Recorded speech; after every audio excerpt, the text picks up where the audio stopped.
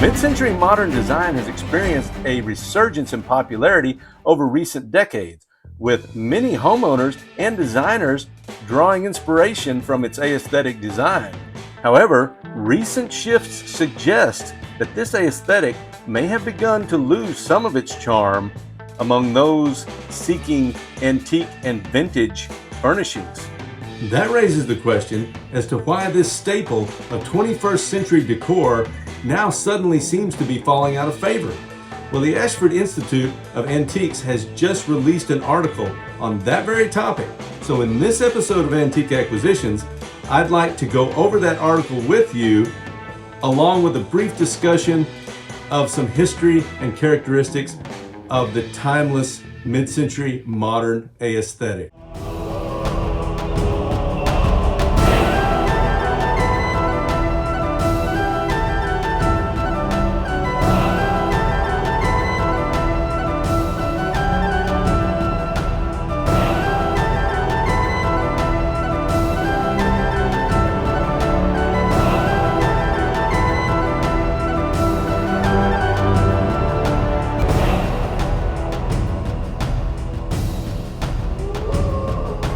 Hello antique loving friends, it's Gregory here with Old Europe Antique Home Furnishings.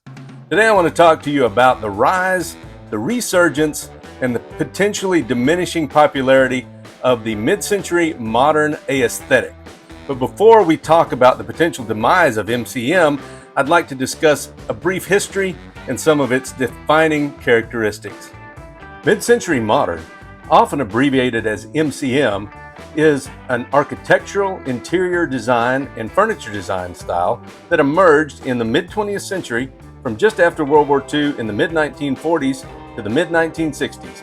It is characterized by a focus on functionality, simplicity, and a strong emphasis on clean lines and minimalistic design. Mid-century modern design is often associated with a sense of timelessness and a futuristic aesthetic. I'm getting vibes of Captain Kirk here on the bridge of the Starship Enterprise. Now let's go over some of the key characteristics of mid-century modern design. It has clean lines, uncluttered lines that are often straight and geometric. Curves and angles are minimal, creating a sense of simplicity and elegance. Functional design. Furniture and architectural elements are designed to serve a purpose efficiently while maintaining an aesthetically pleasing appearance. Natural materials like wood, leather, and stone were used to create warmth and a connection to nature within the space. Iconic furniture. MCM design gave rise to many iconic furniture pieces that are still popular today, such as the Ern's lounge chair, the Barcelona chair by Mies van der Rohe, and the Noguchi coffee table. Open spaces. The design often includes open floor plans and an integration of indoor and outdoor spaces, which blurs the lines between the interior and exterior environments. Bold use of color. While the overall color palette tends to be neutral, mid-century modern interiors often incorporate bold pops of color in the form of furniture, artwork, or decorative accents. Minimalistic decor. Decorative elements are kept to a minimum instead of cluttered spaces. Mid-century modern interiors focus on a few carefully selected, well-placed pieces. Innovative materials. Mid-century designers experimented with new materials and techniques, such as molded plywood and plastic, to create innovative furniture design elements. Statement lighting. Mid-century modern design often features distinctive and sculptural lighting fixtures that serve as focal points within a space. Emphasis on form. The form of furniture and architectural elements is given priority over excessive ornamentation. Simple and elegant forms are celebrated. So now let's talk about what the future holds for MCM. Now, to be fair, my focus in dealing and collecting is on antiques in excess of 100 years in age, from the 17th century up to the 1920s. So I'll be the first to admit that I'm no expert in MCM. However, it has been a very important part of the antiques and vintage marketplace over the past few decades, and I think it's very important to study it in order to gain a broader understanding of the industry as a whole. Now, for those of you who are interested in the topic of trends in antiques and what's hot and what's not, I did a very detailed video on that subject just a few months ago on the Antique Acquisitions channel, so you might want to check that out as well. Okay, it's time to take a look at this article dated September 7th, 2023 from the Ashford Institute of Antiques for some insights into the current trends in MCM, in which they suggest that it may be losing its luster. According to the article, one plausible reason for this shift in consumer preference is the saturation of the mid-century market, at least according to Trevor Watson, who works for a leading online research firm that studies evolving commercial buying trends amongst consumers. With the increasing prevalence of mid-century inspired furniture and decor in mainstream commercial outlets, Watson says that once exclusive and unique items often associated with the mid-century motif have now become more commonplace. From big box stores to online retailers, affordable replicas of iconic mid-century pieces have flooded the market, diluting the desirability of the genuine vintage pieces. Says Watson, if it's easily available to everyone, then demand across the board is bound to eventually drop. However, on the flip side of the coin, Watson says that you can also look at aggregated past sales results and see that as the trend for MCM escalated, demand outweighed supply, leading to inflated prices for original mid-century items. Vintage pieces by renowned designers like Charles and Ray Earns or Erno Saarinen fetched exorbitant sums, making them less accessible to the average buyer. Watson believes that this hyperinflation also created a barrier that restricted many enthusiasts from engaging in the mid-century market. For some, it just became too pricey after a while, so they ended up moving on to something else, he says. Natasha Stevens, who works as a consultant for a top design and decorating firm in New York, says that another factor contributing to the general decline in MCM's popularity is likely related to changing interior design trends and the emergence of new styles. Decor preferences are cyclical, says Stevens, with different decades and aesthetics experiencing periodic resurgences.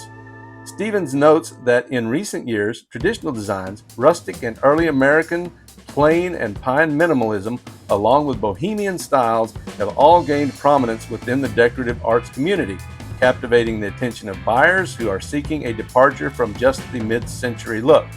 It's somewhat of a balancing act, says Stevens. It's not a complete withdrawal of the mid-century theme, but it's definitely a retreat. For many, the question of MCM's ongoing popularity has always been related to geography, at least according to veteran California antique dealer Derek Tanner, who says that over time, he's begun to see a reduction in interest at his California shop, as well as many of the booths in the state's largest antique mall. 3 years ago, the 57th Street Antique Mall was jammed with MCM, says Tanner, but today, I'd say that number is half. Tanner acknowledges the mid-century vibe was always more popular on the West Coast than the East, but says that even West Coasters are now beginning to see a diminished demand for many of these pieces. A lot of the shoppers who hit my store often have unique and personalized spaces that reflect their individuality, he says. While mid-century decor has a distinct identity, its extensive popularity and replication have made it less exclusive. As a consequence, Tanner thinks buyers who desire distinctive surroundings are exploring alternative styles that are less saturated and more reflective of their personal taste. Alongside changing trends, societal and environmental concerns have also likely played a role in the shift away from mid-century decor.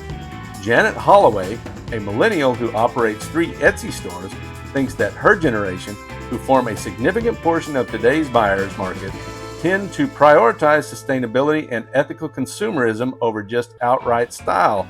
In contrast, mid-century decor, with its heavy use of plastics, synthetics, and a certain degree of non-sustainable materials, does not necessarily align with their eco-conscious values. It's not that millennials don't dig MCM, says Holloway. I think they do, but it can be hard to reconcile promoting a trend that's currently remaking items en masse from an era that used environmentally questionable materials, at least by today's standards. Holloway also thinks that an increased focus on locally sourced and handmade items, which are often absent in mass-produced mid-century designs, adds to this deviation in consumer behavior.